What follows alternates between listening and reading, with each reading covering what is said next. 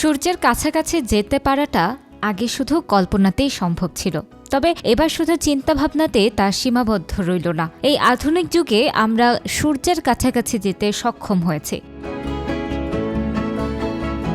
ঠিকই শুনেছেন, যুক্তরাষ্ট্রের মহাকাশ সংস্থা নাসার একটি মহাকাশযান শুক্রবার বাংলাদেশ সময় বেলা 11টার দিকে সফলভাবে সূর্যের কাছাকাছি যেতে সক্ষম হয়েছে। মহাকাশযানটির নাম পার্কার সোলার প্রোব। এর আগে আর কোনো মহাকাশযান সূর্যের এত কাছাকাছি যেতে পারেনি।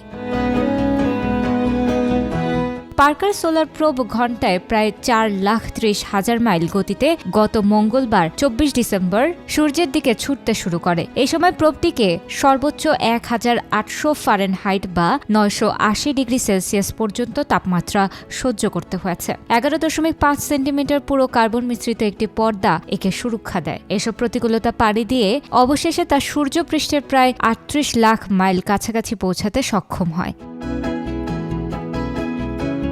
এই মিশনের মূল লক্ষ্য সূর্যের কাজের প্রক্রিয়া সম্পর্কে আরও বিস্তারিতভাবে জানা, এমনটাই দাবি করছে বিজ্ঞানীরা। 24 ডিসেম্বর যাত্রার পর থেকে মহাকাশযান বা প্রোবটির সঙ্গে এপিএল এর যোগাযোগ বিচ্ছিন্ন ছিল। মহাকাশযানটির প্রোগ্রাম এমন করে ঠিক করা ছিল, তা যদি সফলভাবে সূর্যের কাছাকাছি প্রত্যাশিত স্থানে পৌঁছাতে পারে তাহলে একটি আলোক সংকেত পাঠাবে। এই সংকেতের জন্যই নাসার বিজ্ঞানীরা অধীর আগ্রহে অপেক্ষা করছিলেন।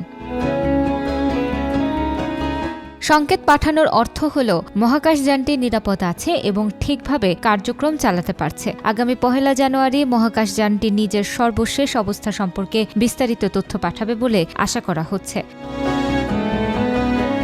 পার্কার সোলার প্রোব সূর্যের এতটা কাছাকাছি যাওয়ার ফলে এই নক্ষত্র সম্পর্কে নতুন তথ্য জানা যাবে বলে আশা করা হচ্ছে। এসব তথ্য সূর্যের চারপাশের অতি উত্তপ্ত অঞ্চলকে বুঝতে এবং সৌরবায়ুর উৎস শনাক্ত করতে বিজ্ঞানীদের সহায়তা করবে।